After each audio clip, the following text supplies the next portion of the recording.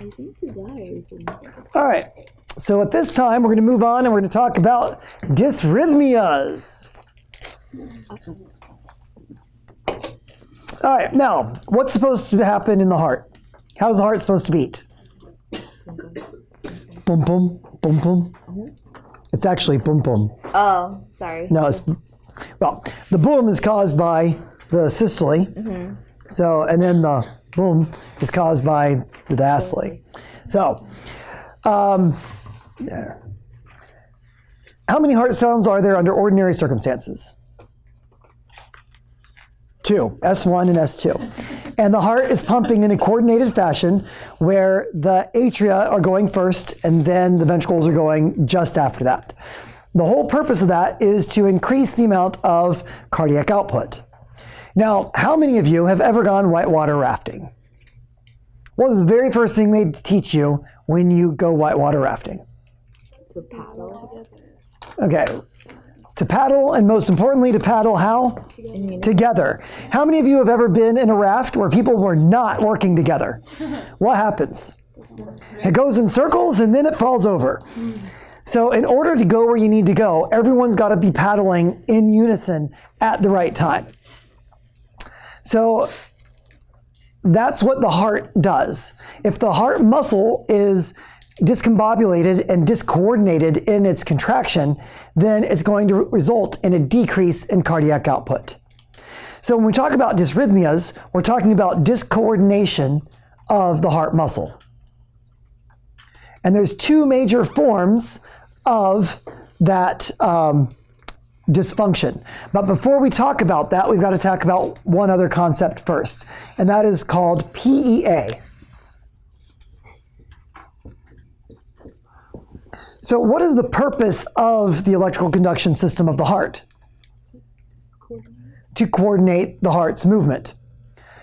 Now, is it possible that you could have that electrical conduction telling the heart to pump, but nothing's happening at the pump level? Yes. Yes. So just because the electrical machinery is working doesn't mean the muscular machinery is working. And that is called pulseless electrical activity, PEA. And it goes back to that very first principle we talked about with assessment, that we don't treat numbers, we treat patients. And we don't treat ECG waveforms, we treat patients. So it's not enough to look at an ECG and say the patient's okay. You also have to put your hands on the patient, assess their pulse. Does that make sense? Did you say what it was? Pulseless. No, like what it actually. Pulseless electrical activity. So you tell me what that means. There's an ECG happening, but there's no pulse. Your patient's dead, but their electrical activity looks like they're alive. How long can someone be like in a PEA state before they're actually dead? I don't know, but not too terribly long, I would assume. But long enough where it might make the difference between being able to revive them or not. So the most important thing about PEA is They got the electricity. don't assume your patient's okay just because their ECG looks okay. What do you have to do? You have to check the pulse. You have to assess the whole patient. Another example of where things can go wrong, there's all sorts of ways the artifacts can happen. So there was a case once when I was in school. There's a guy who was scratching his chest. And that made it look on the monitor like he was in VTAC. So his scratching caused the monitor to go like this. So there was a young medical resident who ran in the room and bam, gave a precordial thump to the patient to bring him back into normal sinus rhythm. And the guy's like, what is that for? So assess the patient first. Another example is a patient had been in normal sinus rhythm, and then all of a sudden, out of the blue, beep. So they called a code before they actually got into the room. Turns out patient was in the shower. Oh. Took his own thing, just disconnected himself up. I'm taking a shower. So always assess the patient. Don't just assume that because there's electrical activity of any kind, you know what's happening with the actual patient. All right, so with that out of the way, there's two major forms that our discoordination can take place. So one of them is what's called automaticity.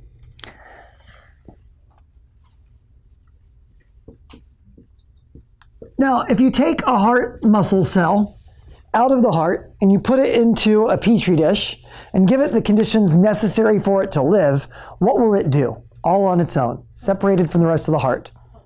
It'll contract. So by itself, a heart muscle wants to contract.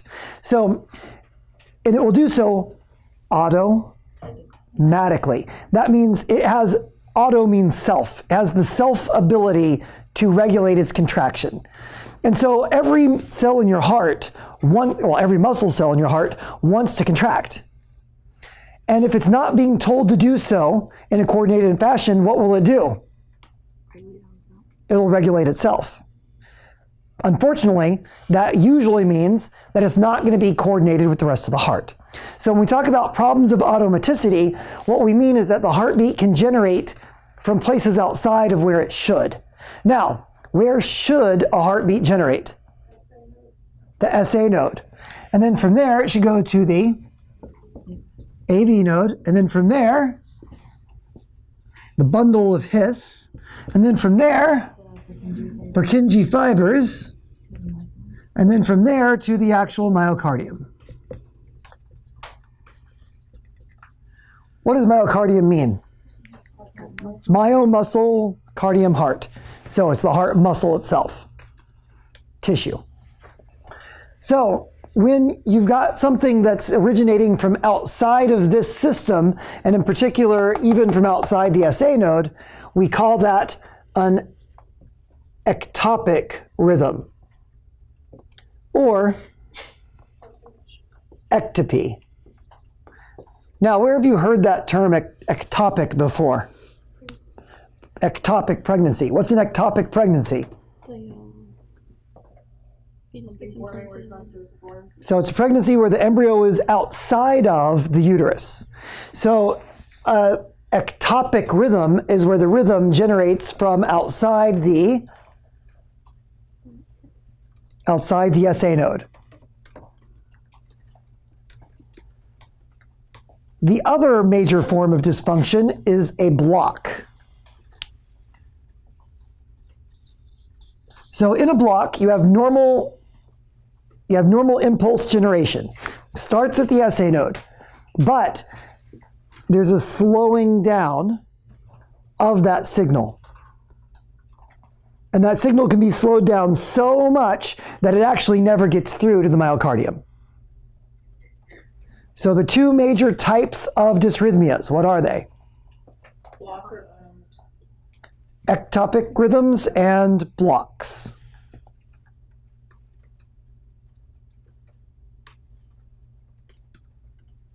So now, at this time, what we're going to do is we're going to examine the various types of ectopic rhythms first, and then we're going to go and look at the types of blocks.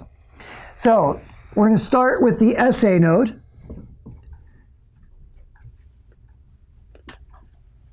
And we're going to look at various types of rhythms we can have.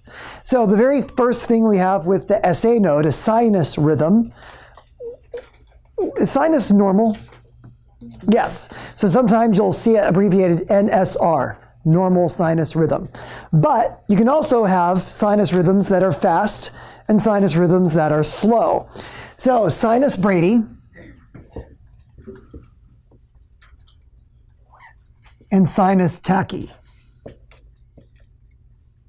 or sinus tach. Now think about this for a moment. If a person has sinus bradycardia, what are you going to do about it? Monitor it? Yeah, Monitor it for what? changes. Changes? Wait. Okay, trend. All right, what else? What else would you want to monitor? Okay. You learned this in Pathopharm 1 on your very first test, in case you're wondering. We don't treat numbers, we treat Patients. Symptoms. Does the patient have symptoms? If they have no symptoms, then what are we going to do about it? Nothing. If they are symptomatic, then we need to do something.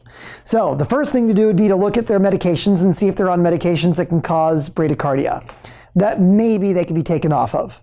Give me a couple examples. Beta blockers, some calcium channel blockers potentially,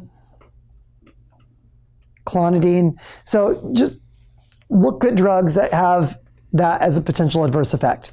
The next thing we might do is give them a drug that could raise their heart rate. What drug would that be? Atropine.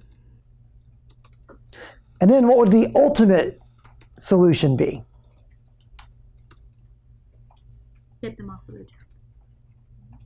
Well, if there's no drugs to take them off, or you can't take them off the drug, what would the ultimate solution to low heart rate be? A pacemaker, right. So that would be for sinus bradycardia. Now, sinus tachycardia is a bit trickier. So if a person's got a high heart rate, what do you have to think about?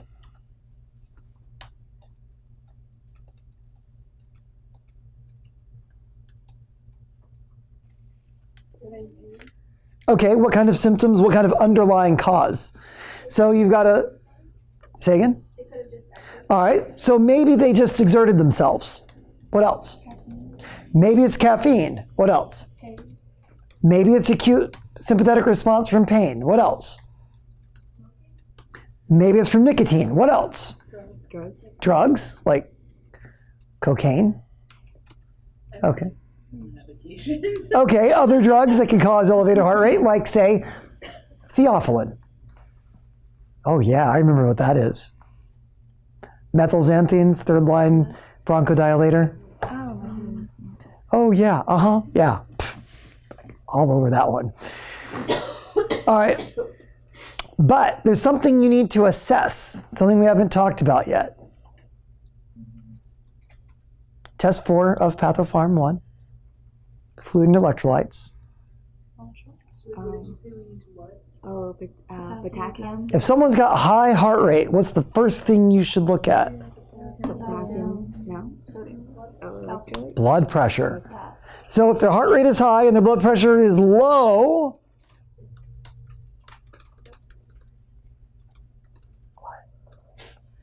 hypovolemia. It could be hypovolemia. So you should assess them for hypovolemia. So the bottom line is, when it comes to sinus tachycardia, you have some investigating to do.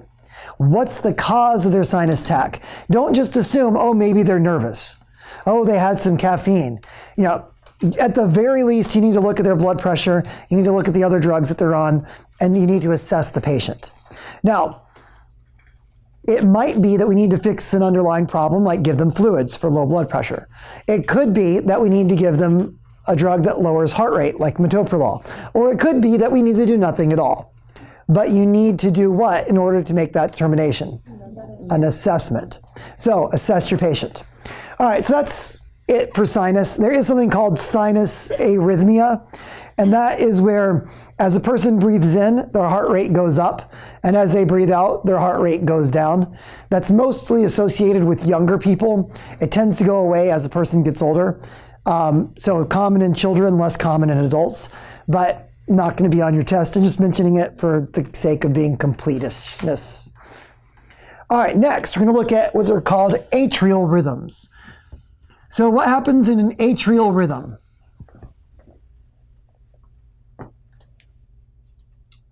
Is it still fast?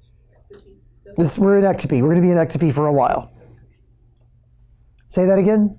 It's fast, premature contraction. Okay, so in an atrial rhythm, what's happening? Well, it's an ectopic beat, which means that it's generating where? Somewhere in the atrium. So if you have a single atrial beat, that will be known as a PAC, premature atrial complex. Now, in the old days, the C meant contraction. Why don't we like to use the word contraction? because of that whole principle of PEA. Just because you've got electrical activity doesn't necessarily mean you have a contraction, which is a muscular action. So the word complex refers to just the electrical waveform. So, PAC, single beat, is going to, what does a normal rhythm look like?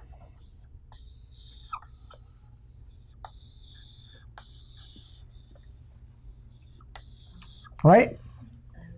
So in a premature one, it'll look just like a normal waveform, but it's going to happen earlier than usual. And then there's going to be a pause, and then you'll start the next one. So what happened is this one should have been maybe about there, and it just got shifted earlier. So now what do you have? You have a gap. But if you measure the distance from this P wave to that P wave, it should be the same as from this P wave. Well, if you measure them through, P wave to P wave, and you just keep that going through, this is in the spot it should be. Now, it looks like there's a gap because this whole thing was shifted that direction. Does that make sense? Now, what do you think a patient might feel if they have a PAC? It can feel like your heart would what? Skip a beat. What's the fancy word for that? Palpitation.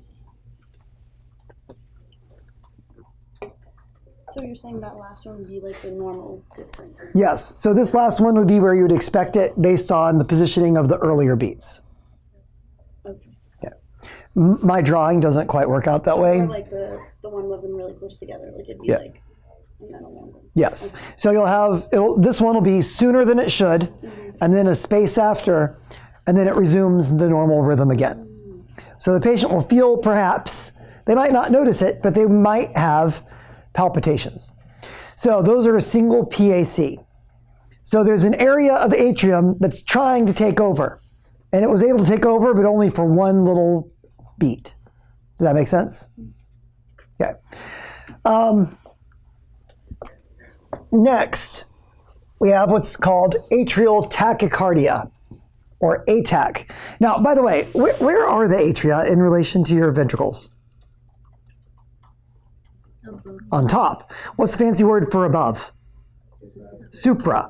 So sometimes they'll call it atrial tachycardia, but other times they'll call it supraventricular tachycardia. So ATAC or SVT. What's the difference between them? Same diff. So what happens here is you typically have a very fast heart rate, up to 180 or more beats per minute. So it's kind of a funky little waveform. It's kind of like, I can't do it. You have these kind of like sharp ups, and then this kind of like little funky whoop, and then it goes back up. So the danger with ATAC is that your ventricles can be going so fast that they can't fill up with enough blood. What will that do to cardiac output? It'll make it go down. So the heart is working super fast, but less and less blood is being pumped out. Is it because there's not enough blood getting in? Yes. Okay, yeah. Yes, decreased diastole. Because remember, in order to fill up with blood, you've got to relax the heart for a certain amount of time. And if you reduce that time, you reduce the filling of the heart. So treatments what would a patient feel like? Usually they're going to have very, very high heart rate. And then they will probably feel fatigued or tired because they don't have as much cardiac output. Sometimes they'll say, like, I feel like my heart's running away. As far as treatment goes, there's a couple different treatments. You can use calcium channel blockers, and you can use beta blockers. And sometimes patients will have like episodes of ATAC. They call it paroxysmal ATAC. And in that case, you can use a drug called adenosine. So in adenosine, what you do is you give it to them very fast IV push.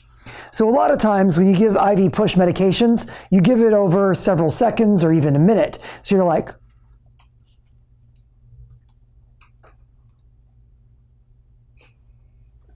But in this case, more like slam it in there. And when that happens, your patient will feel like they're going to die. Like they feel like this weird chest pain. They sound like that too. They make that noise exactly. And then they feel like they're going to die for about 15 seconds or so, and then all of a sudden goes back to normal. And if it works, they'll be back into a normal sinus rhythm. Does that make sense? So Dysrhythmias is for what's name? Say again? Is it a one-time? Yeah, well, I mean, you can do it more than once, but if it works, it's a one-time treatment. And that's for paroxysmal.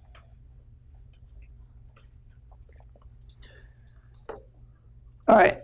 Any questions about ATAC? All right. Next. I have one question. Yes, ma'am. Paroxysmal means that it's on and off?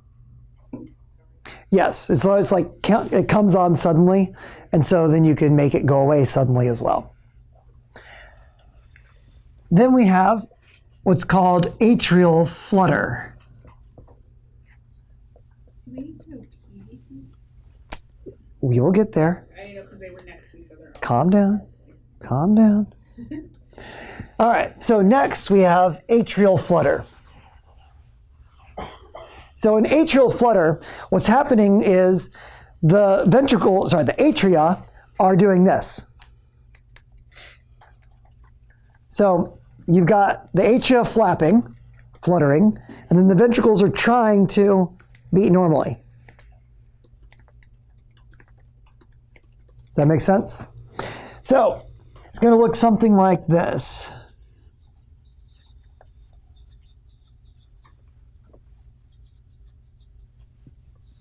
Okay, so what do you notice? A whole bunch of Q. Oh, did we label these No. last time?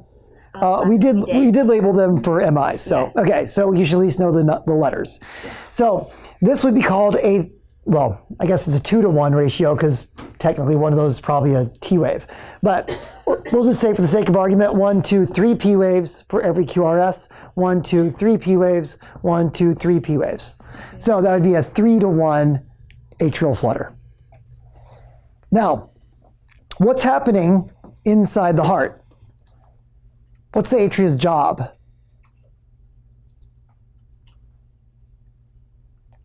What's the atria's job under ordinary circumstances? Fill up the ventricles. To kick. So at the end of diastole, it squeezes whatever's left in the atria out. In this case, it's going like this. So is it squeezing out? Yeah, but is it filling up first? No. So you're going to have a decrease in the amount of preload, the amount of end diastolic volume. But the blood is not staying still, it is being pushed out. So patients will typically have maybe a little bit of fatigue because they're not having as much cardiac output as before. As far as drugs, again, you can use drugs like calcium channel blockers and beta blockers that slow down conduction. You can also use digoxin. All right, so that is flutter. Now, the next one is atrial fibrillation, or AFib. I have a question for the atrial flutter. Does it cause like necrosis or like ischemia to the atrium? Probably not. Yeah.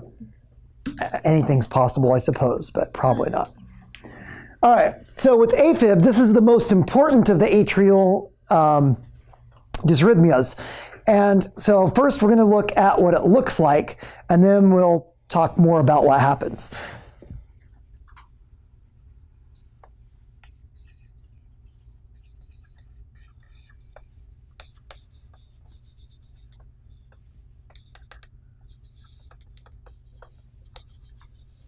All right, so what do you see? There's not really a P. There are no P waves. So there's usually kind of like a squiggliness. And a lot of times there's no isoelectric line. So it kind of wanders a little up and wanders a little down. So the most important thing is, number one, no P waves. And number 2, it's what they call irregularly irregular. Now, I like to call that unrhythmically irregular. So imagine for a moment that you had a heartbeat that goes like this.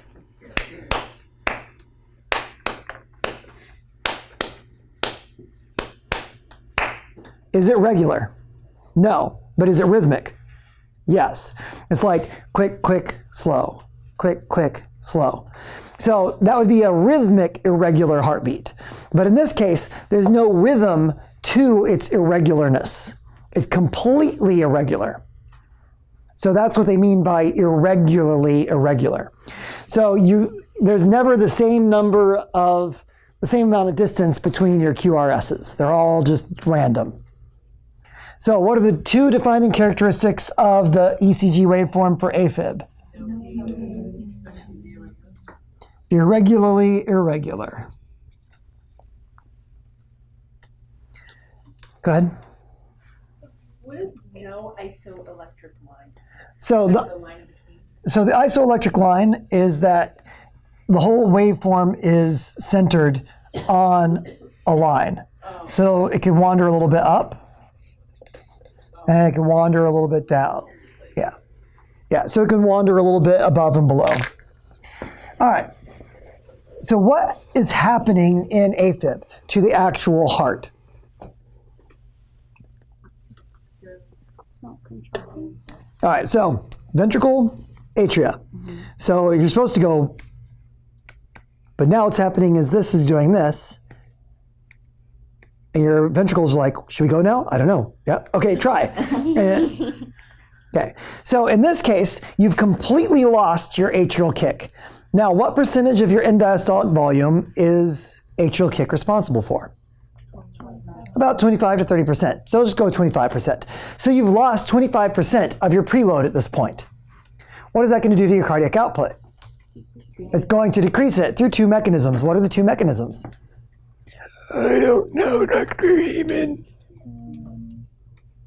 Okay, so it's decreased preload. So cardiac output equals heart rate times stroke volume. Stroke volume is EDV times EF. So by lowering end diastolic volume, you directly lower cardiac output. Now, what is EF determined by? What's ejection fraction determined by? The amount of blood that comes out of the heart, the squeeze. Contractility and resistance.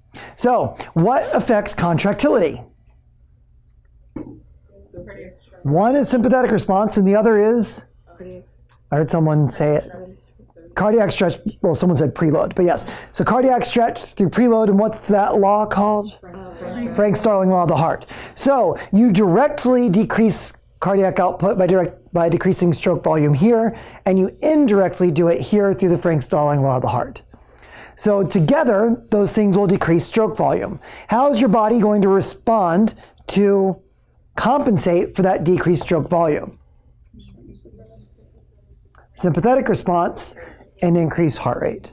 So patients with AFib will typically have high heart rates. Would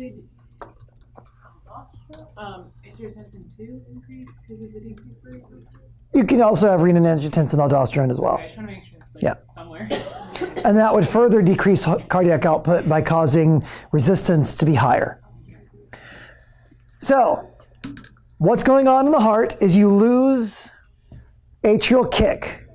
That decreases preload and indirectly decreases ejection fraction by decreasing contractility. Then, as a compensatory mechanism, you're going to get a sympathetic response, increasing the heart rate. Now, that's all going on in terms of what the heart's doing. What is the patient going to feel as a result?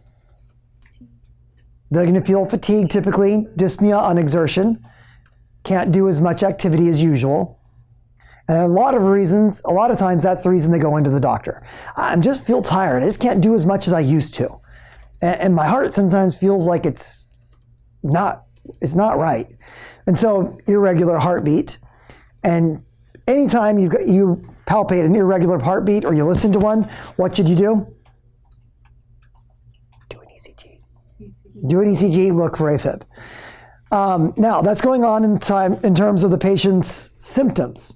But there's one last thing that is potentially harmful. And that is, what's the atrium doing? It's just quivering. So what's happening to the blood inside the atrium? Yeah, it's just kind of sitting there. I mean, some blood is going through, but some on the edges is just kind of hanging out. And what does blood that's hanging out want to do? It wants to clot. Now, if you got a clot stuck to the side of the atrium, what can happen to that clot? It can break loose and then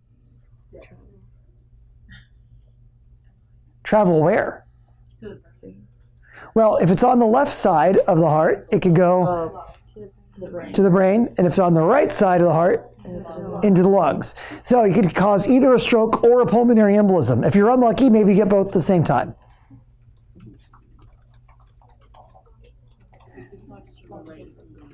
Yeah. So I thought the right was. right goes to the heart, right side. Right goes to the lung. Left goes to the body. So you can't just fix the rhythm because there might be a clot. You fix the rhythm, clot does what? Breaks loose. So before we fix the problem, before we try and change their rhythm back to normal, what do we have to do? We got to check for clots. Now, where are the atria located? In the back of the heart. So you can't do a normal ultrasound of the heart, a normal echocardiogram, because that mostly sees the front of the heart. How do you look at the back? TEE. What does TEE stand for? Transesophageal echocardiogram. So you're going to you have them swallow the ultrasound probe, and you do the ultrasound from behind, inside the esophagus. Now, where is that going to take place? We're going to send them for TE. What part of the hospital? The GI lab, because it's an endoscopy. So you're going to send them to the GI lab. That's where you're going to do the TEE. If they're clear, there's no clots in the atrium, then we can treat them for the AFib. If there are clots, what do we need to do? How do we treat clots? Anticoagulants. Now, unless you saw the person go into AFib, we're going to assume there's already clots. So before we send them to a TEE, what are we going to do? Treat them with anticoagulants, and then after a couple of days, then we'll send them down for TEE. Does that make sense? Okay, so before you can treat them, what do? We start with anticoagulant.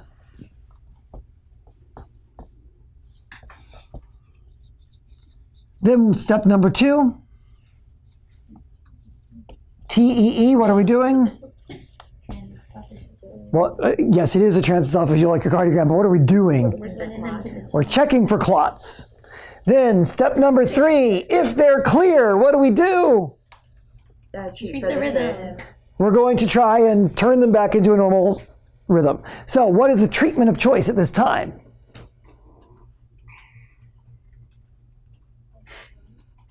What? The answer is electrifying.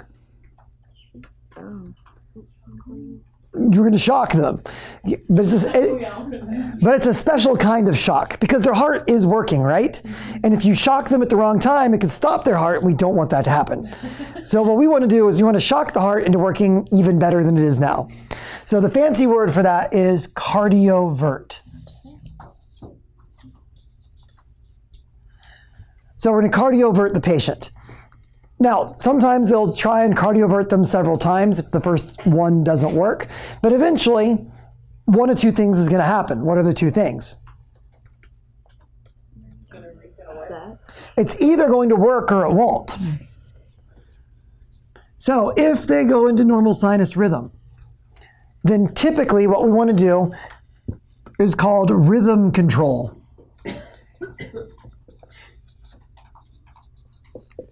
And the drug of choice for that is usually amiodarone.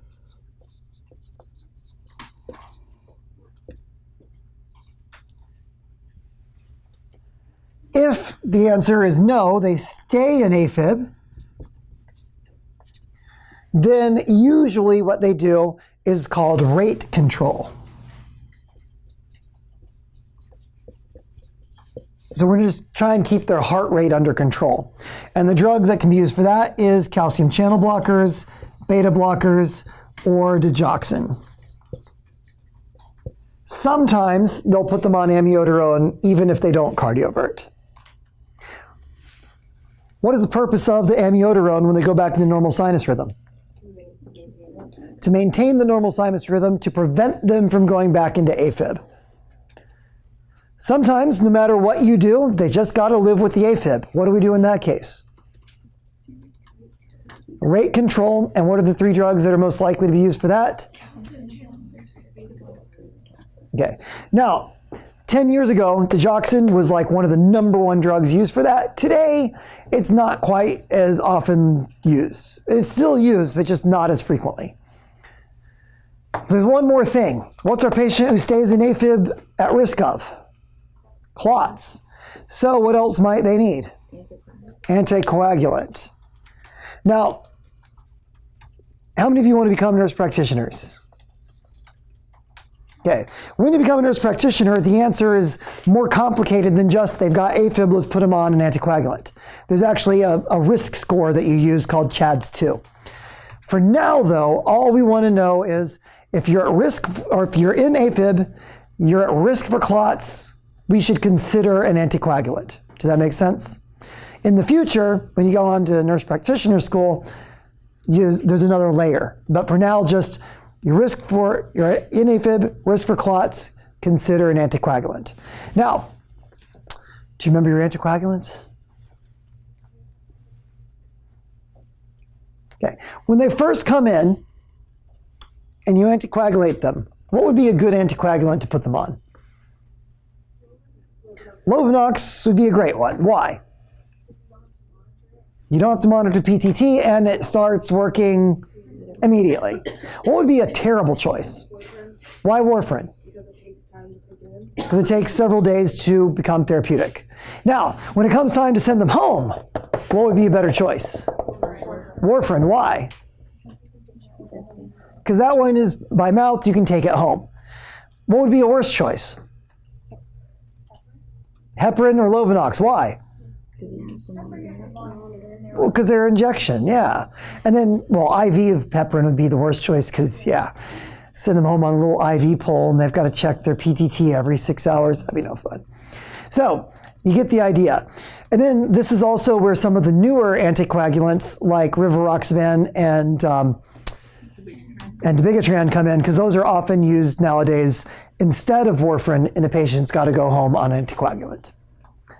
Any questions about all of that treatment of AFib?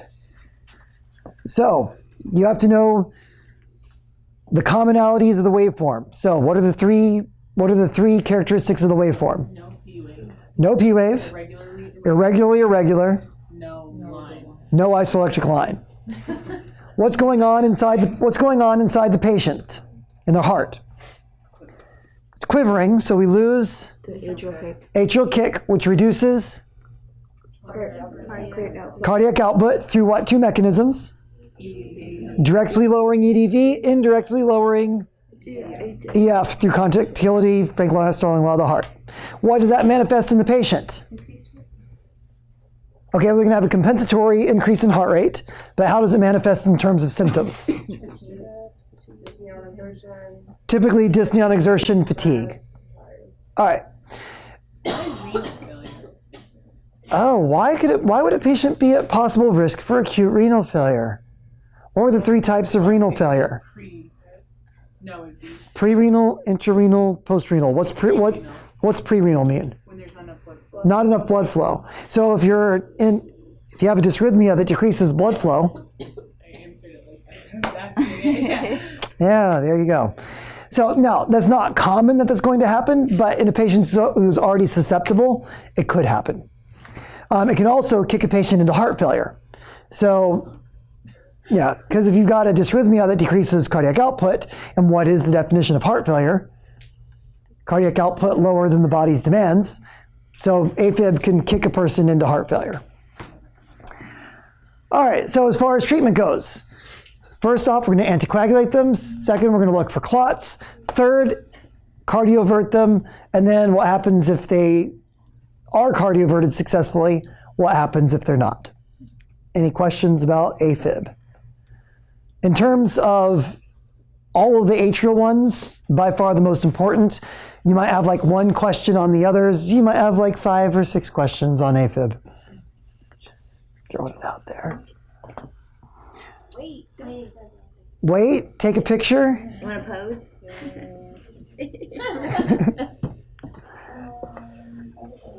Yes, ma'am. For atrial flutter,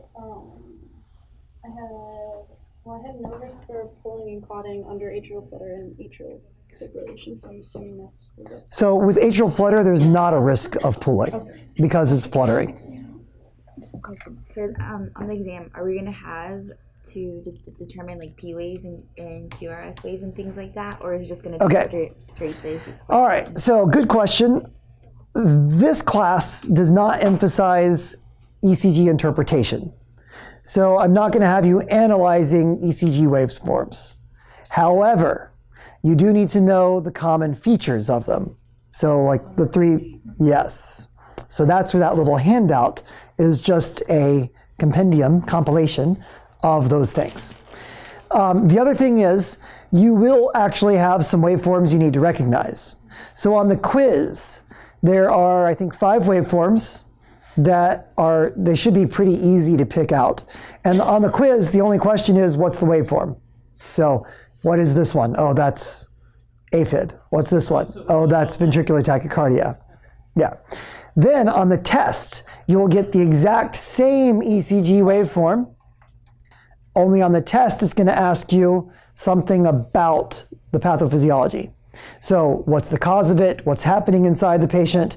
What symptoms would they be having? What treatment would you do? That sort of thing. So, as an example, what's this? That's ventricular tachycardia. So, on the quiz, the question will be, what's that? Ventricular tachycardia. On the test, the question might be, a patient has this ECG, what's the most likely treatment? A patient has this ECG, what should you do first? A patient has this ECG, what symptoms might they be having? Does that make sense? All right. Hey, this is not GI, you're not allowed to vomit. Why is atrial flutter and AFib up there and not on the atrial line? Is that supposed to be? Whoops. Okay, just because I was going to write it. Yeah. Yeah, that's just me not being, what's the word? Arts and crafts is not my forte. You're writing. Yeah, shush. Okay, next we're going to do ventricular rhythms. So,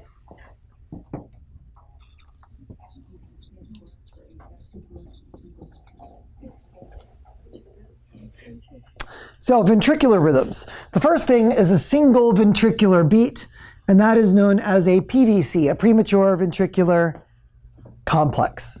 So a normal beat will look something like this. And then a PVC will look kind of like this.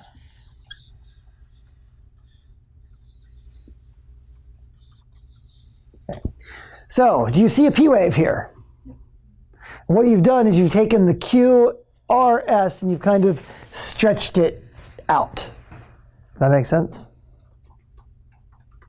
So a PVC is a distorted QRS complex. Is there a T wave after it? No. So what does it mean when you've had a PVC? You said it was no P wave? There's no P wave. No T wave. And no T wave. just a distorted QRS complex. What does it mean when a patient has a PVC? Something's going on with ventricle. So a portion of the ventricles have tried to take over the rhythm of the heart. And they were able to succeed for how long? For one beat. Does that make sense? What will a patient who has a PVC feel? They might feel nothing, but they might have palpitations. So after that one weird QRS, it goes back to normal. Yes. Now, sometimes PVCs come in pairs. That's called a couplet. So what's 2 PVCs in a row called? A couplet. What is 3 PVCs in a row called? A triplet? A triplet. And what is a 4 PVCs in a row called? It's a long word. It's a run of ventricular tachycardia. Spell that for me. Okay, so a single PVC is called a PVC. Okay. 2 PVCs are called couplet. 3 in a row is called triplet. And 4 in a row is called VTAC.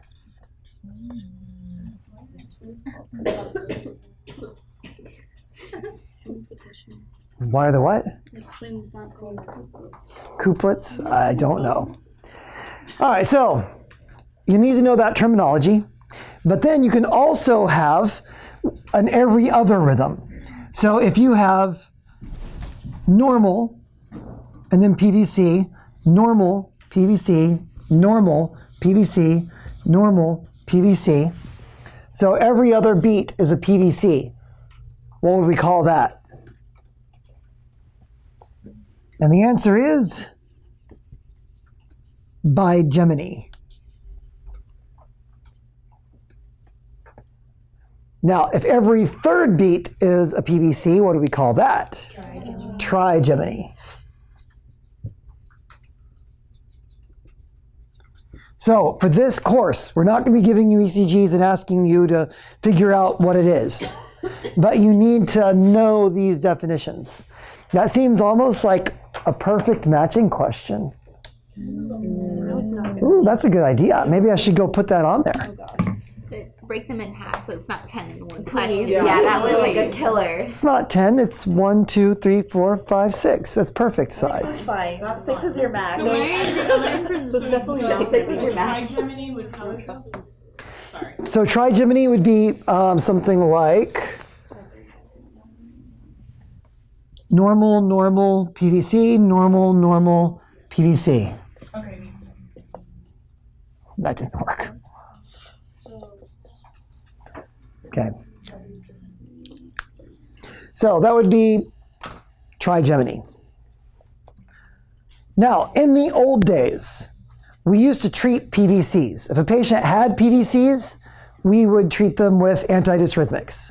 The problem is the side effects of the antidysrhythmics were causing more death than the dysrhythmia themselves.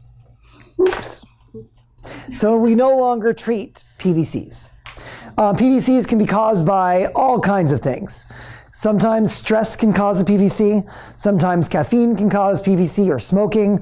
Sometimes just like coughing weird can cause them.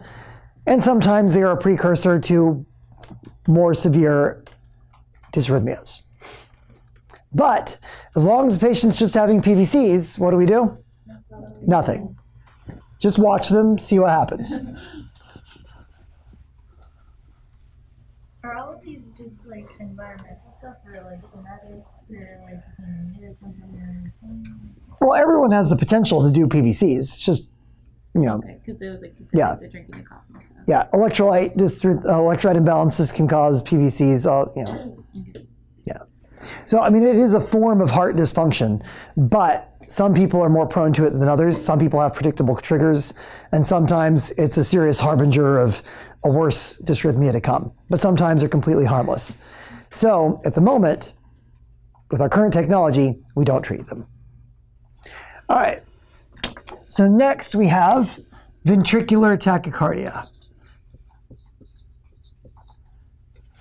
So in ventricular tachycardia, you basically have a whole bunch of PVCs in a row.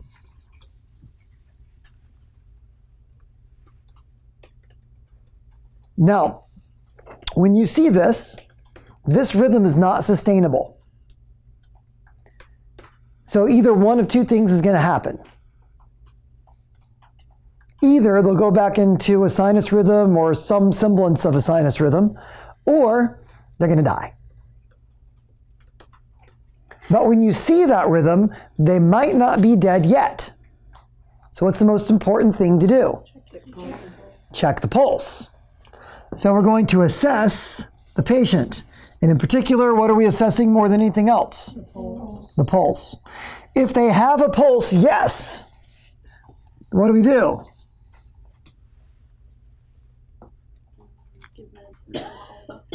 Well, my number one suggestion would be to put them in a place where if they fall, they're not going to hurt themselves. Then you do whatever is appropriate. So the most likely thing to be done is an anti-dysrhythmic. And so very, very commonly you'll see beta blockers, calcium channel blockers. Amiodarone is a possibility. And lidocaine.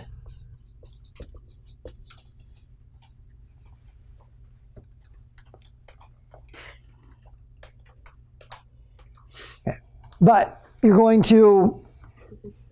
need to get an ECG, 12-lead ECG, because the cause of the VTAC might be a heart attack or other correctable heart problems that you might be able to see on an ECG. And then you're going to administer whatever drug is ordered. Does that make sense? So, 12-lead and administer whatever drugs are ordered. You might need to call the doctor to get an order. If there is no pulse, then what do we do? Call a code, because your patient is dead. Does that make sense? Okay. What's above lidocaine? Amiodarone is a possibility. So a lot of it just depends on what other heart history they already have. And, you know, there's all sorts of things that go into that. But these are things you might be seeing given.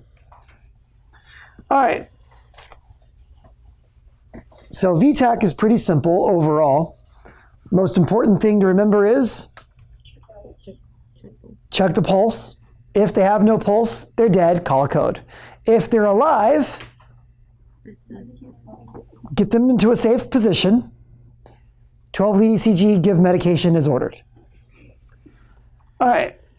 Now, some people distinguish between VTAC and Vflutter, being that Vflutter is a slower VTAC, but for our purposes, same difference.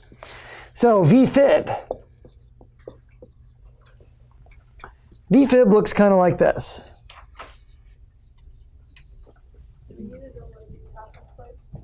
It's the same as Vflutter, but wait, say that again? Do you know what VTAC looks like? Yeah. Oh, I didn't know that's what that was. Yeah. So this is Vfib, and there's two characteristics. One is that there's no isoelectric line. It kind of wanders up and down and around. And the other is that there's no recognizable waveforms. So what's happening here is that your ventricles are fibrillating. Now, how many of you have ever seen The Princess Bride? I got one person. Really? Only one person? I couldn't get through it.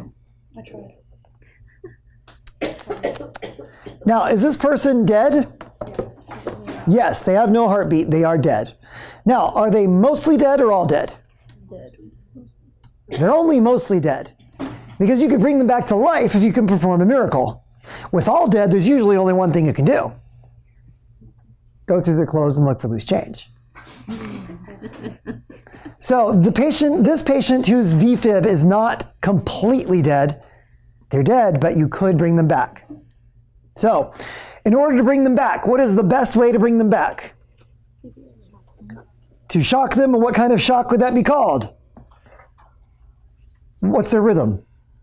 Vfib, fibrillation. So what's the shock of choice? Defibrillate.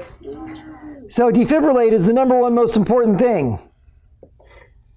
I cannot write in this direction.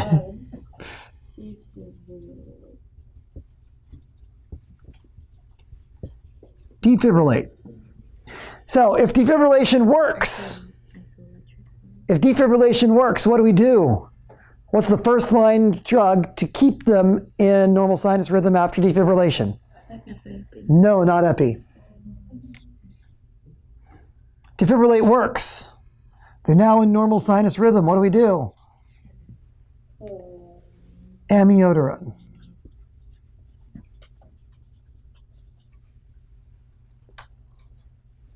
Defibrillate didn't work. Now what do? Shock again. Okay, you can keep shocking, but in between that, what are you going to do? CPR. You do CPR and hopefully ACLS. This is where you're going to give them epi. So, Advanced cardiac life support. so if it works after 1, if they go back into normal sinus after 1, then you get the. Well, at any point, Okay. at any point in the resuscitation process, if they go back in normal sinus rhythm, the drug of choice for keeping them in normal sinus rhythm is going to be amiodarone. Dumb question, but you know how like when we were doing our CPR classes, we would do the ACLS, but not really because we're not giving them epinephrine. But that would be the difference. No, I don't know that.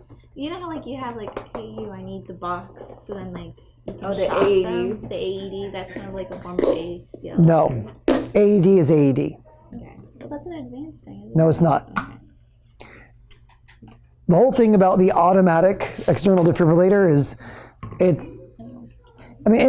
a form, it's taking a piece of ACLS and pulling it down into basic life support, but it's part of basic life support.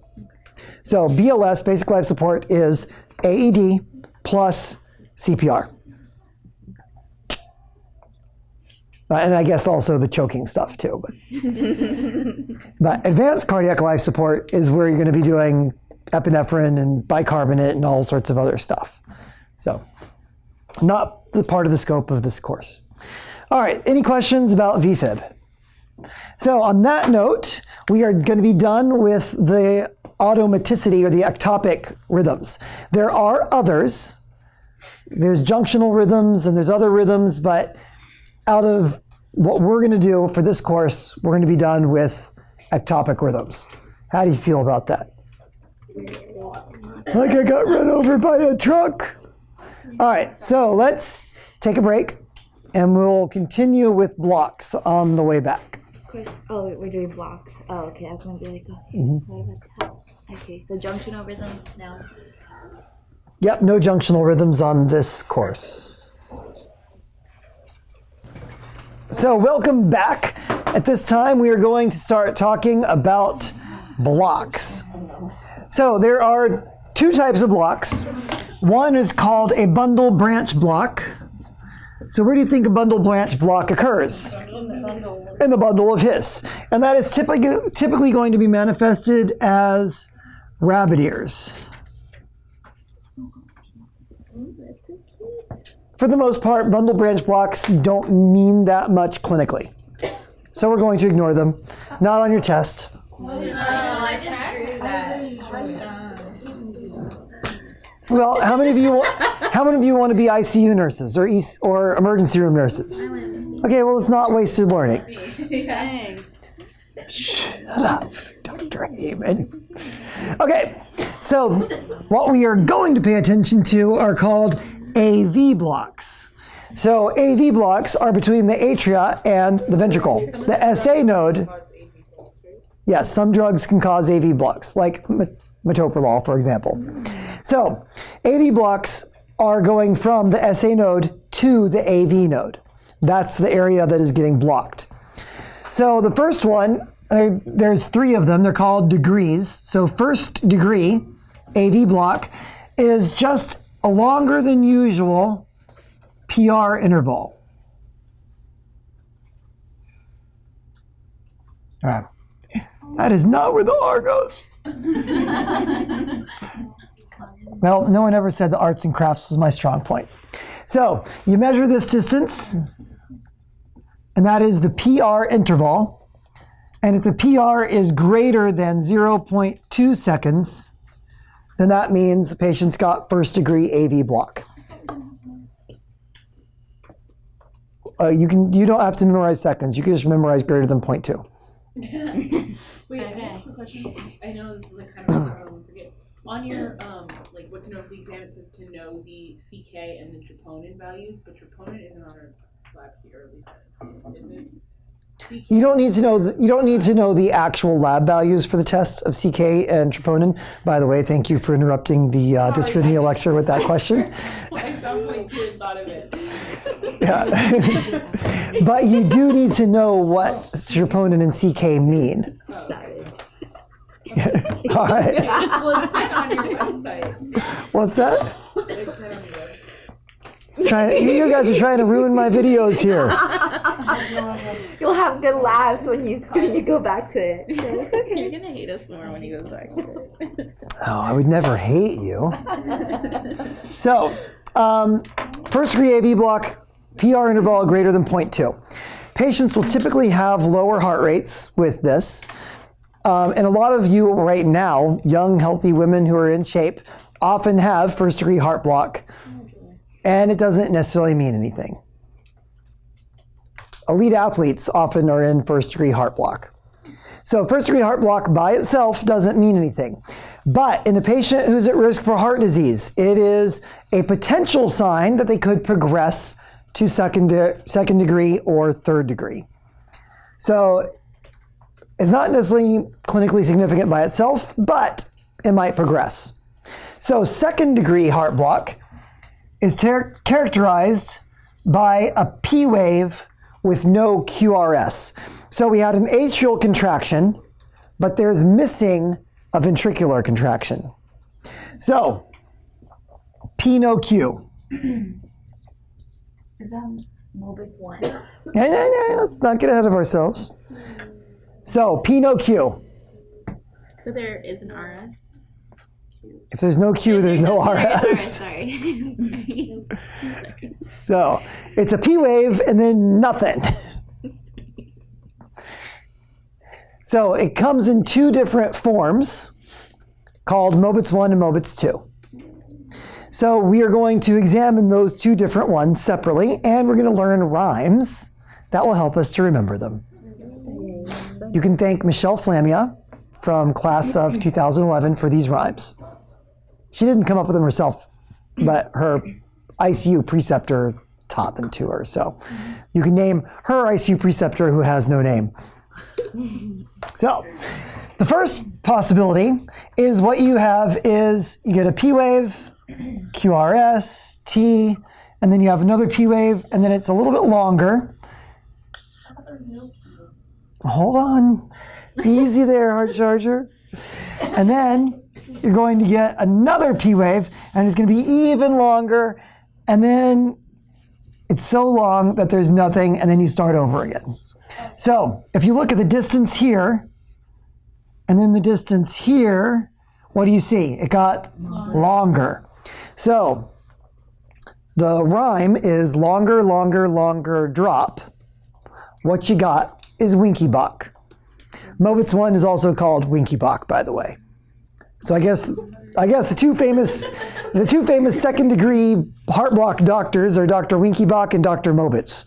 So Mobix 1 also is called Winky Bach. Winky Bach, yes. Can you repeat the rhyme? Longer, longer, longer drop. What you got is Winky Bach. Now I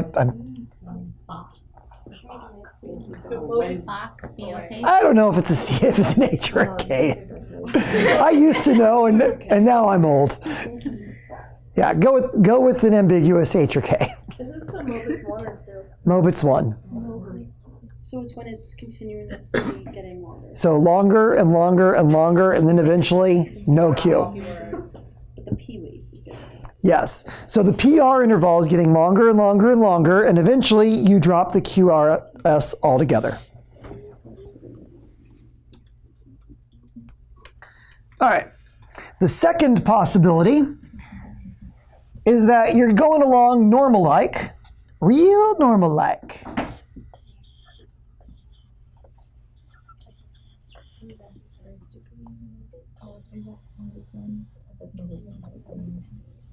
Okay, so in this case, everything is normal. The PRs should be the same, although they're not in my drawing, but the PRs are all the same. Everything looks normal, and then all of a sudden, P, no Q.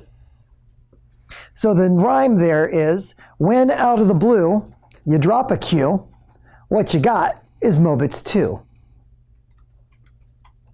Would you like me to repeat that? Yes, please. When out of the blue, you drop a Q, or S, what you got, some of you are a little slow on that uptake, what you got is Mobitz 2. Say it with meaning. So you say it, so you say it now. No. I don't want to. Do I actually have to? Yes. Hey, actually. What? Okay. Somebody say it. All right. Can I get like a beat? Yeah. Ariana provided beat. Why do I have to do it? All right, Ines. No, thank you. No one has rhythm in this room? You brought in the rap. You gotta give the. She's the one who asked for the rhythm. You provide the rhythm. Boom chicka bow. Oh, yeah. Boom, boom. Chicka, boom, boom.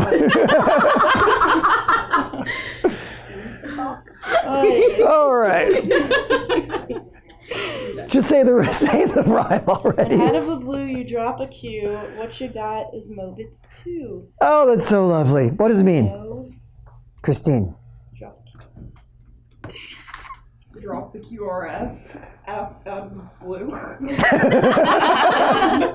Okay, what does out of the blue mean? Suddenly. So there's no warning. You just P, no Q. So if you have a warning, what's that called? Mobitz 1. What is the warning?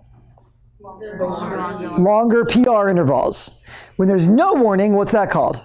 Mobitz 2. Now, which of them is worse? Mobitz 2 is considered worse. And by worse, we mean more likely to progress to something worse.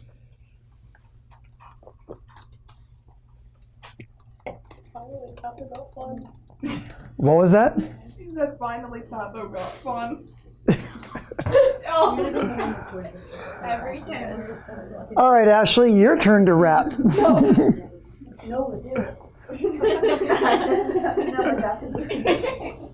So, Mobitz 1 to Mobitz 2. And then we have third degree heart block, which is also known as complete heart block. So in this case, what you have is you have the atria are doing, the atria, because of the SA node, are doing their job perfectly. P wave, P wave, P wave, P wave, P wave, P wave, P wave, P wave. Perfect rhythm. And then the ventricles are going, huh? What? No signals getting through the AV node. So the ventricles are completely in the dark. Now? I guess so. What about now? I don't know. Should we go? I don't know. Is it too early? No, wait, hold on. Okay, go. And so the ventricles are doing their own thing eurythmically. Eurythmically? Is that even a word? Unrhythmically. So I am not talented enough to really draw this one on the board. But the important thing is, what are your P waves doing? They're saying, they're going perfect. The P waves are marching, they call it march through. The P waves are in perfect rhythm because the SA node is still doing its job perfectly. The problem is the QRSs are completely unrelated to those perfect P waves. Are they dead? The patient is not dead, but this is a life-threatening rhythm. What they cause? Death. Which is the marching through? The P waves are marching through. Yes, exactly. Or it could be the Battle Hymn of the Republic. His P waves are marching on. P waves are marching. P's are marching. It's so musical. Yeah. That's because you don't get it because you didn't go to American Free Enterprise Chapel. You didn't go to the American Free Enterprise Chapel? I know that, and I go to temple. I went to that. Yeah. I did not. Yeah, they do the exact same version of that song every year. And it's a very cool version of the song, but after you've heard it for, about 15 times, it's kind of been done. But it's also a sacrilegious song, so, whatever. We sing that at a Christian school because, reasons. It sounds cool, so it's okay.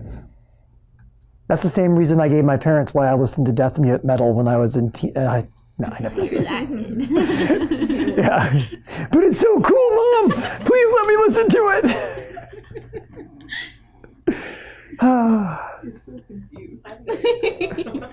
We're so not cutting this out. Eat a cupcake. Yeah.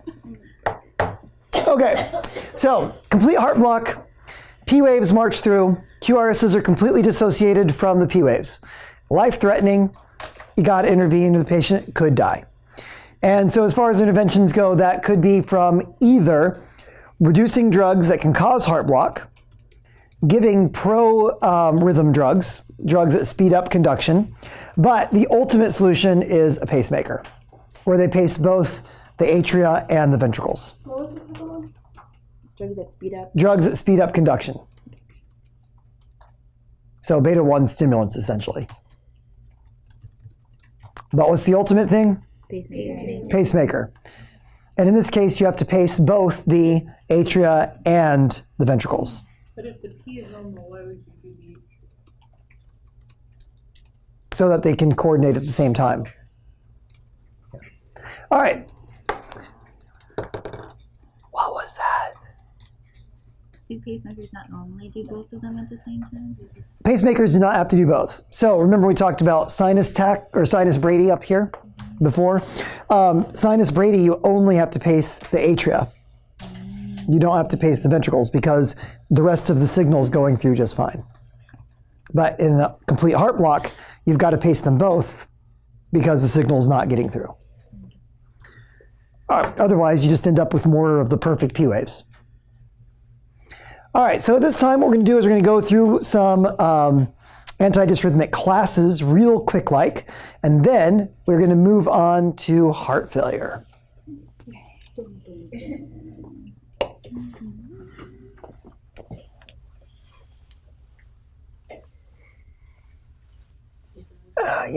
I also forgot to mention earlier when we were talking about nitroglycerin. Do you remember that? Mm-hmm. Nitroglycerin. Mm-hmm. Yeah. So one of the things you got to watch out for with nitroglycerin is the potential interaction with drugs like Viagra or Levitra or Cialis, which can cause fatal hypotension. So before you can give that patient, especially if it's a male patient, before you can give them nitroglycerin for their chest pain, you've got to ask if they've taken one of those drugs, which is a funny scene in a movie with Jack Nicholson from a couple years back. As good as it gets.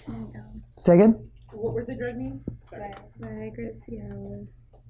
Viagra, Cialis, and Levitra. That's the best name ever. Levitra. Living it up.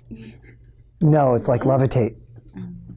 I know, but like, oh my god. You need to cut that one out. You're the one who said it.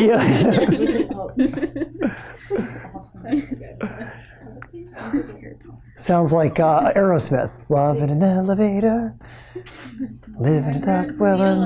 Anyway, that's a dirty song. We should not be singing that in class. Cut. By the way, just so you know, every single thing that anyone says, I relate to through either a song or a movie. So, yeah, you're like, where's all this musicalness coming from? What was the second drug? Sorry. Cialis. Would you like me to write them down? Yes, please. Okay, so I was way off.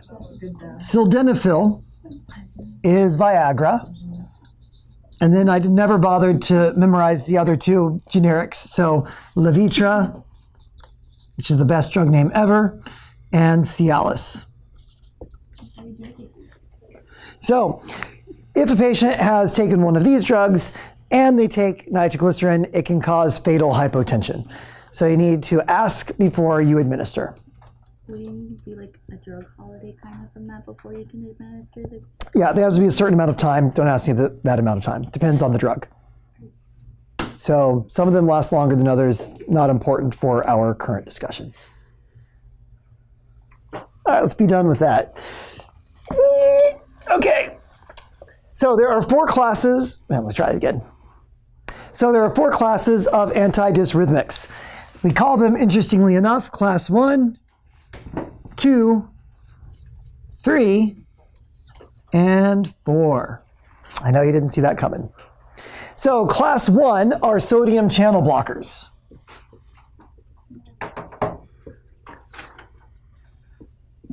What sodium channel blocker can you think of from Pathopharm 1? Lidocaine. And lidocaine is really the only one that is really commonly used right now. There are a whole bunch of them at one time, but most of them were actually caused more dysrhythmias than they helped. So they're not that commonly used. Lidocaine is also decreasing in popularity, so you might not see that many class 1s at all anymore. Class 2 are beta blockers. And we've learned all about beta blockers in Pathopharm 1, so I'm not going to say anything more about that. Metoprolol is very commonly used, but there are some others that are used that we typically haven't learned about. So things like esmolol and sotalol and nadolol can be used as antidysrhythmics that we have not learned. If it ends in a lol, it's a beta blocker. Live with it. They all have the same adverse effects. They all have the same adverse effects in that they are beta blockers. Perfect. So everything that we learned about beta blockers, you got to bring with you into those drugs. Next, we have type 3, and these are potassium channel blockers.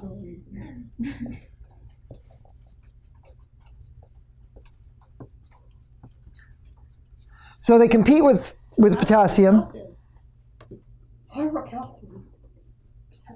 Potassium. Yeah. Potassium. So they compete with potassium in the sodium-potassium pump, and that slows down the rate of transmission of the nervous response. So the electrical conduction system, remember you got sodium and potassium, so it just takes it longer to reset, which in turn slows down just the conduction. So the drug here, the main drug, is amiodarone. And then there are a couple others. One interesting one is sotalol, which is a beta blocker, but it also has some class 3 properties as well. I know, pretty cool, huh? So we're going to talk mainly about amiodarone. Amiodarone is the drug of choice for first-line maintenance on Vfib. So if you bring your patient back from the dead, you put them on amiodarone to prevent them from becoming dead again. And when I say prevent, what do I really mean? Do you remember? Reduce the risk. So prevent implies that it stops it from happening, and what we really mean is not that it won't happen, but that there's a lower risk of it happening. So amiodarone has a number of adverse effects that can be bad, including it can damage your lung tissue. And it can also cause, Visual impairment and decreased heart rate. Yes, it can decrease heart rate and cause visual impairments as well. All right, any questions about amiodarone? You guys will learn more about that when you do your complex care stuff. All right, and then the last class is calcium channel blockers. And what are the 2 calcium channel blockers that are used as antidysrhythmics? The non-dihydrohyperidians, which are verapamil and diltiazem. Diltiazem is very commonly used in patients who have higher heart rate type things, especially VTAC. So in VTAC, you're most likely to see beta blockers, but you could also see calcium channel blockers used as well. Any questions about the antidysrhythmic classes? What were the two drugs? Was it only nondipines or was it nondipines and Only nondipines. Is that all you want us to know? Is like just what the class is and like just what you wrote on the board then? Well, we've already gone over calcium channel blockers, so I expect you to know all of that stuff in the background. Okay. Yeah. All right, and then there's one last drug, which is digoxin, and we're going to talk about that in more detail when we talk about heart failure. So for now, we're just going to say that it slows conduction of the heart and reduces heart rate. So it can be used for tachydysrhythmias, especially AFib. what about adenosine? Say again? Adenosine or adenosine? Adenosine, we've already said everything we're going to say about it. Especially AFib. Yes, for digoxin. But like with lidocaine, it's not being used nearly as commonly now as it used to be. All right. Any other questions about antidysrhythmic drugs? All right, let's just talk a little bit about the overall approach to treating dysrhythmias, which in the past was we treated dysrhythmias quite aggressively. We'd even treat PACs and PVCs. Nowadays, we don't use nearly as many drugs, partly because a lot of them were actually causing more trouble than they helped. Because any antidysrhythmic can actually become a dysrhythmic. So when you slow down the heart, you can cause Brady or heart block. If you speed up the heart, you can cause ischemia.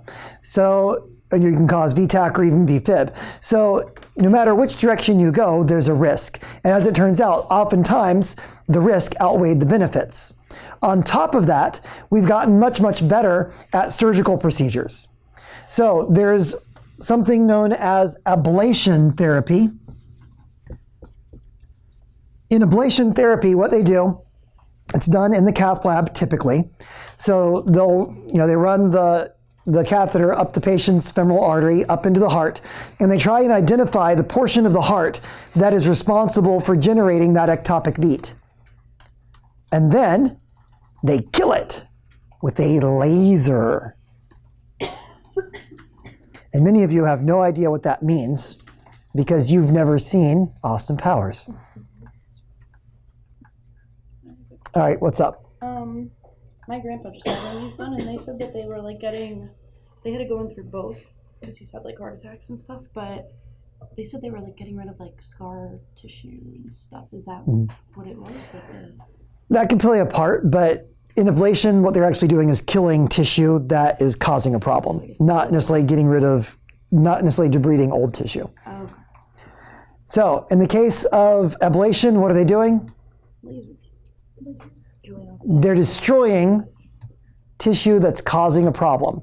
And the part of the heart that would be causing the problem is known as an irritable focus. Does that sound familiar? Yeah. Where did you learn irritable focus? In seizures. So in seizures, an irritable focus was a group of neurons trying to fire on their own. In the case of the heart, it's a group of heart cells that are trying to fire on their own. What? I have tissues. Yes. Tissues. Yes, tissue. The irritable focus. Yes. In this case, heart muscle. All right. So one of the reasons we're not using as many dysrhythmics as we used to is because we're much better at ablation therapy. The other reason why we don't use as much is because of implantable cardiac defibrillators. So if you put the patient on an antidysrhythmic, you're never quite sure whether it's making a difference. You don't know if it's helping and you don't know if it's hurting until it's too late. But when you put the patient on, when you implant a defibrillator inside the patient's chest, it records all of the rhythms that happened that were abnormal, and it records when it intervened and shocked the patient. So you can look back with a Wi-Fi device or Bluetooth and see, oh, This defibrillated you 4 times in the last week. We saved your life 4 times. Defibrillators are kind of expensive. Think of like $100,000 expensive to have installed and all that stuff. But you know whether it worked or not instantly. Whereas, dysrhythmic medications, antidysrhythmics, you could have the patient on them for years and never know if it actually made a difference. So that's another reason why we are not using as many of the antidysrhythmic drugs. Any questions about those approaches? All right, let's take a brief moment and then we'll start with heart failure. So my grandpa got one of those defibrillators put in, and then like a month later, it wasn't like shock, it wasn't noticing it, so he was just getting like faint spells. And then like a month ago, or no, 2 weeks ago or something, he had an ablation done. It was weird because he had that put in first. Interesting.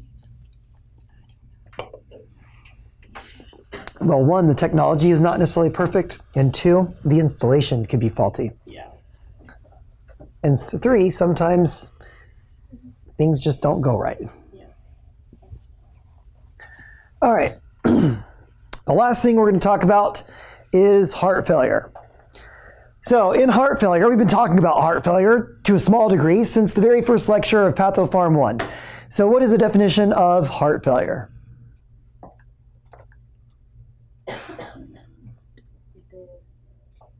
No, that is not dead. That's cardiac arrest. No. No, that's not the right answer either. Is it when you're not getting enough cardiac output that you need? I don't know, is it? Yes. Okay, so heart failure is when your heart is not generating enough cardiac output to meet your body's demands. Now, what do you think the general response of your body is to lowered cardiac output? Sympathetic response and angiotensin, renin-angiotensin, aldosterone. So, in heart failure, what we're going to start with is lowered cardiac output. And that is going to lead to sympathetic and renin-angiotensin aldosterone pathway activation. Now, under ordinary circumstances, if you had these 2 responses, what would that do to your cardiac output? It would increase it. And in heart failure, very early in the disease, it often does increase cardiac output so that the patient is no longer symptomatic, they're perfectly fine. The problem is the heart is compromised. So what happens is, as you try and compensate, the heart becomes more and more damaged until eventually the compensatory mechanisms are no longer adequate, and then the patient becomes true heart failure. So in early heart failure, we have some sort of problem in the heart that results in what? Lower cardiac output. Then we have a compensatory response. What is a compensatory response? Sympathetic and renin-angiotensin aldosterone pathways or activation. That leads the heart to pump harder and stronger and more blood volume, which under ordinary circumstances would fix the problem. In this case, does it fix the problem? No. Well, it might, in the sense that cardiac output goes back up. But what's it doing to the heart? It's damaging the heart further. What do we call that? A positive feedback loop. So there are 2 ways to classify heart failure. One of them classifies heart failure by symptomatology. The other classifies the heart failure by damage to the heart. And the very first classification under that second method is there's damage done to the heart, but there's no change in heart function. Does that make sense? So there's a potential damage to the heart, but you haven't changed heart function yet. And that the idea behind that is that you've set yourself up for lowered cardiac output in the future because the heart is damaged. Does that make sense? The older mechanism, we pretended like you had no problems at all until you became symptomatic. At least that's what the classification scheme implies. But the heart failure began much, much earlier. Does that make sense? Now, there's two major forms of failure. So the two major forms of failure are systolic and diastolic.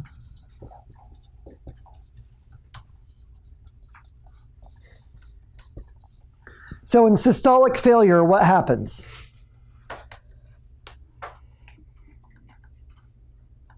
What happens in systolic failure? It's not pumping. The heart is not pumping enough. It's a problem with ejection fraction.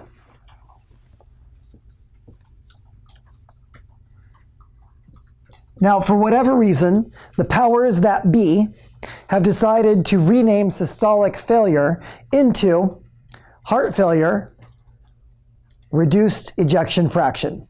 So they would call it HFR, or REF. So little r for some reason. HFREF. What does that mean? Okay. So what is the hallmark? How do you know they've got systolic dysfunction? Systolic failure. Ejection fraction is low. So what's a normal ejection fraction?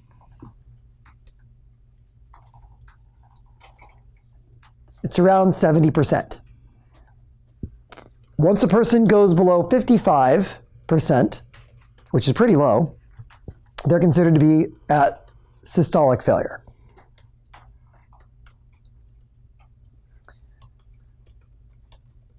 So right now, as we're speaking, your heart is filling up with about 100 milliliters of blood every beat, and then it's ejecting about 70 milliliters. Maybe a little more, maybe a little less, depending on you. But on average, more or less with a normal person, normal healthy heart person, that's what you would expect. So the more fit you are, probably the more efficient your heart is. And maybe the bigger your chambers, your heart can actually fill up with a little bit more blood than usual. Does that make sense? Okay. So the opposite problem is diastolic problem.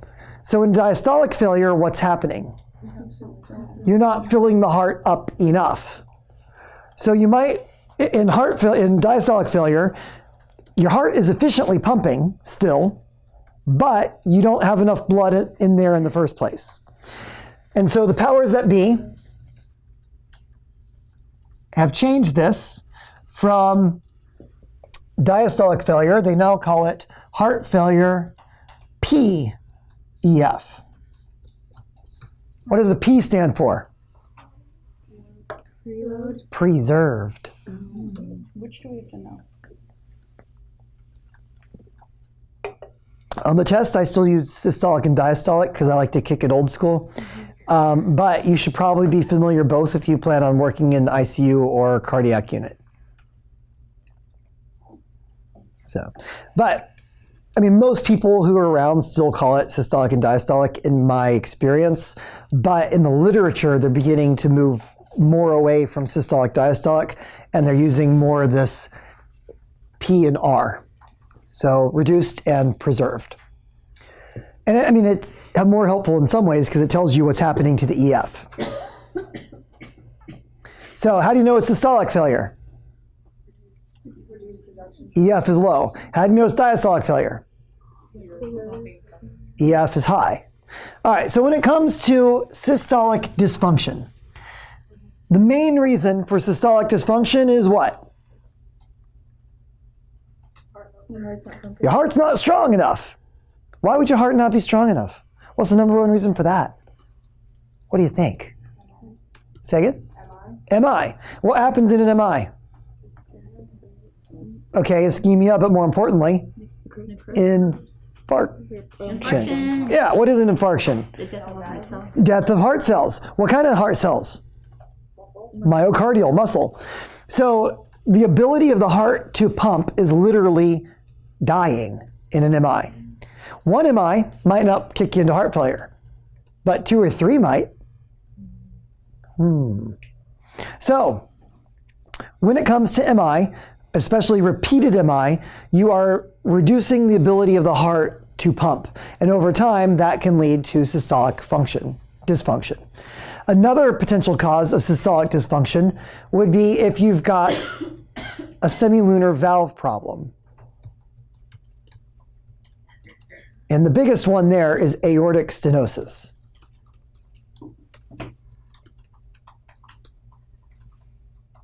The heart's trying to pump like crazy, but the valves just aren't letting it do its job. Okay. Now, when it comes to diastolic dysfunction, there's all kinds of problems. But one of the biggest ones is left ventricular hypertrophy, LVH. So, if you want to make a muscle bigger, what do? Work it out. You put it under load. And so if you have the heart pump against high pressure, what does that do to the heart? It makes it stronger. And we talked about this in, we talked about high blood pressure, the end target organs, right? So here you've got your heart. And we said that this gets thicker and thicker like this. So what is that doing? As the muscle gets thicker, what's it doing here? It's reducing the amount of blood that can get inside. So we're reducing end diastolic volume, and that is one of the main mechanisms for diastolic failure. Another reason you could have diastolic failure is if your mitral valve can't open enough. So you've got mitral valve stenosis.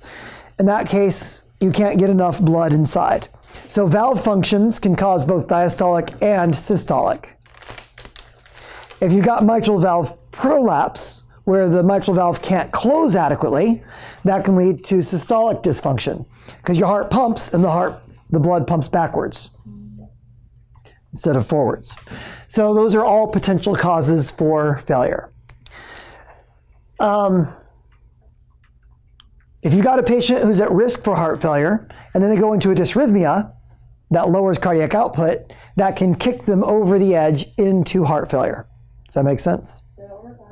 If you have a patient who's at risk for heart failure, and then they develop a dysrhythmia that lowers their cardiac output, that can kick them into heart failure.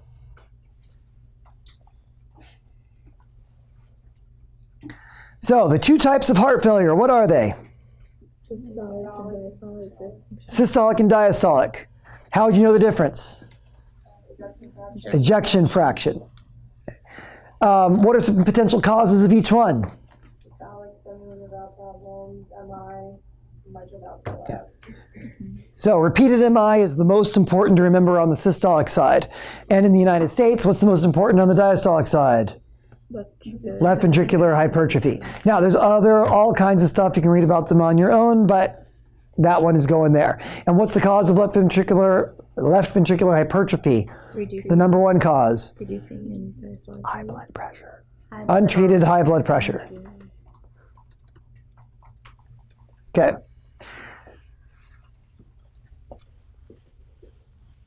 Now, in addition to systolic and diastolic, we also have what we call left and right heart failure.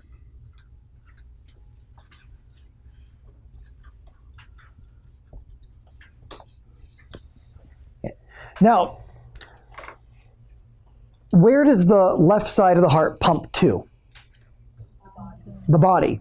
So if it's not pumping enough blood to the body, what's happening to the blood is not pumping? It's staying somewhere else, right? Where is it staying? In the what? Veins of what? What part of your body? If it's the left side of your heart is pumping to the body, where is it getting the blood from? Where? No. Okay. Let's back up. Okay, let's trace a drop of blood through the heart. You guys are supposed to do this in health assessment. Did you do that in health assessment? Yeah. And you did it in A&P too? Yeah. And now I completely forgot it. Okay, so we're going to start in the vena cava. Mm-hmm. And where's the drop of blood going to go? To the right atrium. Right atrium? Right ventricle? Pulmonary artery? lungs, pulmonary veins, left atrium, left ventricle, aorta, rest of the body. So tell me this. If your left ventricle is not pumping enough blood out, where is the blood going to back up to? The left atrium, then the lungs. So excess blood volume in the lungs would lead to what kind of problem? Pulmonary what? Embolism? No, not embolism. You're so close. Edema. So left heart failure leads to pulmonary edema.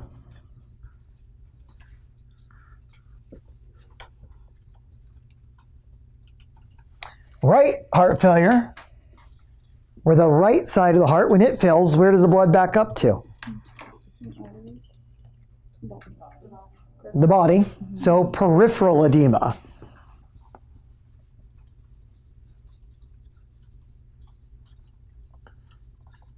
Now, you can't have one without the other. It's like love and marriage. If you had left failure without right failure, eventually, after like a couple, like even an hour, all the blood in your body would be on one side and none would be on the other side. Just because if one side can pump faster than the other, the blood will go and it'll shunt to one side. There'll be no more blood on the other side. And that, we just can't have that and you be alive.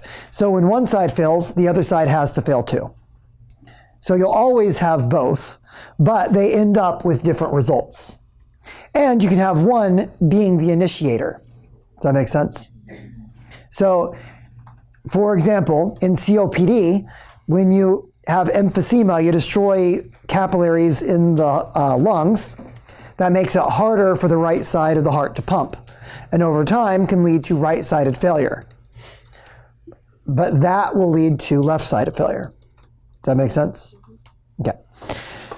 Now, when a person gets heart failure over time, what's the initiating event? Damage to the heart. Then we get compensation. What does the compensation take the form of? Sympathetic and renin-angiotensin-aldosterone. So you have this compensatory mechanism that's trying to compensate, but that causes further damage to the heart. And eventually, we get to a point where the heart can no longer compensate. And then what do we get? We get decompensation. So, what are the effects of sympathetic and renin-angiotensin-aldosterone? Yes, but what are the results? The results are going to be higher what? Higher blood pressure, higher heart rate, and increased blood volume. You can also have pallor and other stuff, but the big three are elevated blood pressure, elevated heart rate, and increased blood volume.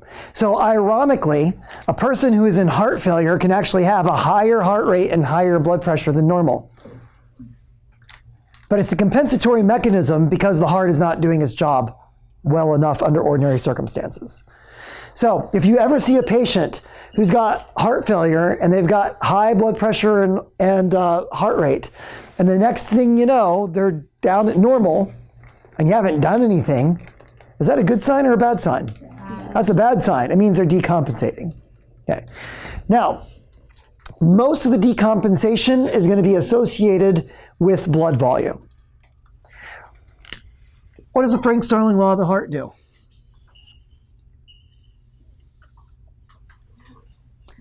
As you increase the volume, what happens? Contractility goes up until a certain point. So ordinarily, it's a pretty steep curve. What is that noise? Yeah, it's like an electronic frog. So under ordinary circumstances, you have this pretty steep curve up until a point. Now, what happens in heart failure is the damaged heart is more like this. So it's not as steep and as long, there's more down to it. So as a person's blood volume increases, they get to a point where once they tip over that point, their heart function actually goes down. So when a person decompensates, they've reached the top of the hill and now they're going down the other side. Does that make sense? So how do you know a person is approaching this area right here? How would you know they're approaching that decompensation point? Lowering volume.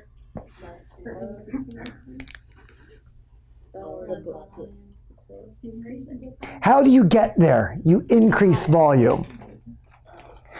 Volume is increasing all this direction. So as they're approaching decompensation, how are they approaching it? By increasing blood volume. So what is the number one most important assessment to know if a patient is headed that direction?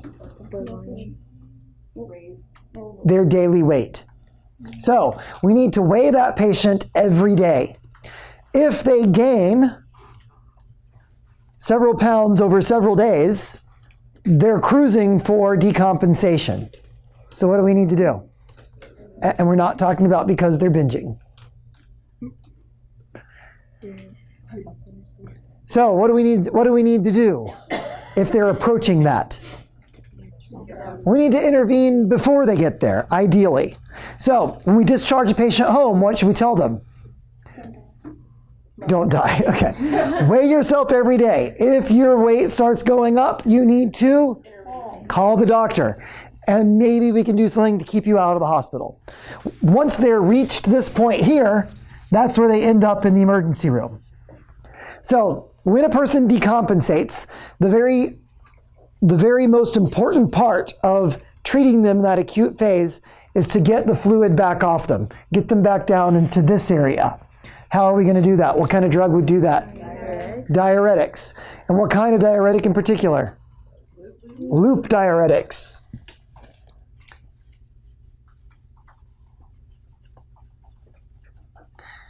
And what do we want to see happen? We want to see urine come out. So what's the first thing we want to see? Urine. We want to see increased urine output, then decreased weight, and eventually what's the most important thing we want to see? We want pulmonary edema to go away. Oh, the crackles. So we're going to be listening to their lungs for crackles. So you need to go back to your health assessment. And what are the signs and symptoms of fluid overload? Increased weight, increased blood pressure, increased heart rate, crackles, S3 heart sound. Remember all that stuff? If you've got the patient on a drug that puts them at increased risk of heart failure, like, verapamil. What is verapamil? It's a what? It's a calcium channel blocker. And calcium channel blockers can reduce contractility of the heart, which could kick a person into. We should be assessing that patient for Their weight. daily weight, crackles, presence of edema, And blood pressure. gallops.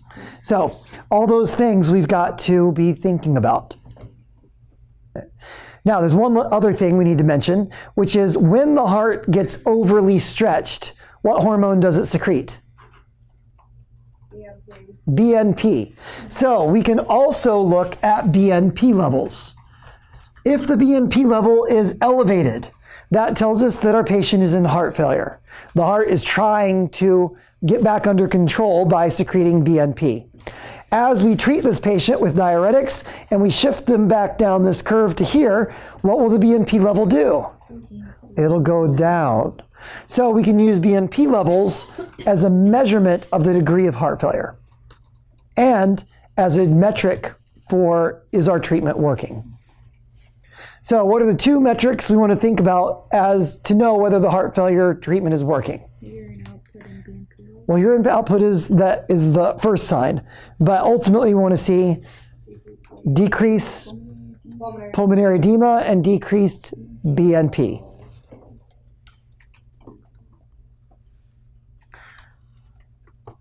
Now, sometimes the patient is so bad off that just treating them acutely with loop diuretics is not going to be enough. They're so bad that we need to actually give them inotropic support. What does that mean, inotropic support? Not heart rate. Not heart rate. Contractility. Contractility. Name 2 drugs that would do that. That would do the opposite. What? I said no, that decreases. Yeah. So what? Name 2. Pathopharm 1, test 1. Not atropine.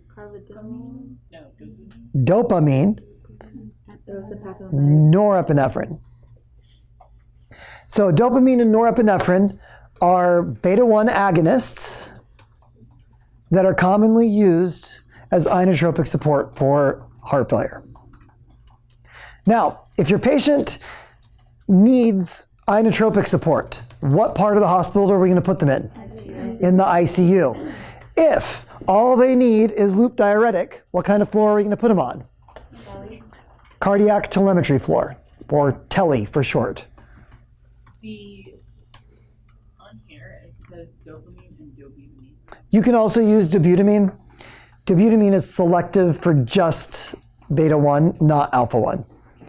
But it's not typically used for heart failure by itself. It's more of a shock type drug. But the main place where you're going to see dobutamine mostly, cardiac stress tests. So back to our story here. So if all we need is the loop diuretic, get rid of the fluid, what part of the hospital will they be in? TELE. So this is for treating acute exacerbations. Does that make sense? What is driving the process of their heart failure? So we had damage to the heart that led to compensation. What's driving the heart failure process now? It's that compensation which is causing further damage. So if we can limit that, we can limit the damage. So what were the 2 mechanisms of compensation? Sympathetic response and on renin-angiotensin aldosterone. So what drug classes might we use to inhibit those compensatory mechanisms? So ACE inhibitors, or if they're allergic, ARBs. And for the sympathetic response,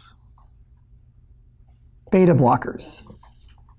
Now, okay, Dr. Heyman, you just said that we could use beta-1 stimulants, and now you're saying we can use beta-1 antagonists? I don't understand. So what's the difference? When would we use beta-1 stimulants? When the patient is decompensating and they're so severe that they need inotropic support. When would we use beta blockers? Way up here, remember we talked about there's damage to the heart, then compensatory mechanisms. So earlier on in the disease, when we're trying to limit the damage of the compensatory mechanisms, that's where the beta blockers are most helpful. Does that make sense? Okay. So, what is the mechanism of the fluid overload? What hormone in particular? Renin, angiotensin, aldosterone. Do we have any anti-aldosterone drugs?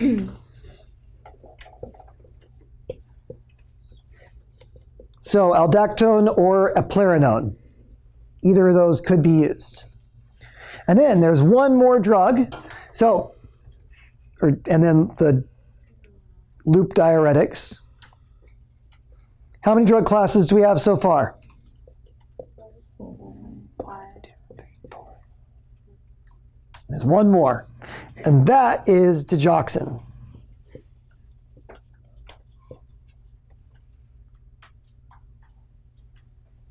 Okay. So, digoxin works in a couple different ways, but it competes with potassium in the sodium-potassium pump, which is going to have a number of effects. It is going to lower heart rate and conductivity. That's partly why we use it for tachydysrhythmias like AFib. But it also causes an increase in contractility. Now say what you're going to say. So do we do this with like ARBs and beta blockers or after decompensation? It's not one of the acute drugs for a decompensation. It's one of the drugs that you can use to manage the heart failure along the way. So, digoxin is a funky drug. It's a problematic drug for doctors because it helps people feel better, but it doesn't necessarily make them live longer or stay out of the hospital. And in fact, especially in women, it might actually cause them to die sooner. And that is the worst possible situation to put a doctor in. You can die quicker, but you'll feel better before you die. What do we say about cardiac research? It's really hard to know if a person has a heart attack. It's even harder to know if they're living better, but gosh, dead is dead, and that's hard to fake. So when you put the doctor in a position of having to choose between a drug that might kill you, but makes you feel better, which way do they go on that? If they give you the drug, they might have killed you, and that would hurt their feelings and make them feel guilty and maybe open them up to a lawsuit. But if they don't put you on the drug, then you're not going to feel good. And then you might not like them. And you might stop going to them. What to do? Such a conundrum. So that's the position that digoxin is in. It doesn't lower mortality, and it doesn't lower hospitalization risk, and it may increase mortality. But it makes you feel better. How does it work? Potassium. Yeah. It's going to make the heart pump slower, but stronger. Now, going back to the mechanism. What's the mechanism again for a second? Competes with potassium. That means that it interacts with potassium levels. If your potassium is low, you're more likely to be toxic. If your potassium level is high, the drug won't work as well, putting you at risk for overdose. What do we do when a drug's not working well? You increase the dose. But if you increase the dose and then you bring the potassium back to normal, now the patient's overdosed. So it's really important when we are administering digoxin to monitor what lab level? Potassium. And before you administer the digoxin, you need to take the patient's apical pulse. The first sign of digoxin toxicity is low heart rate.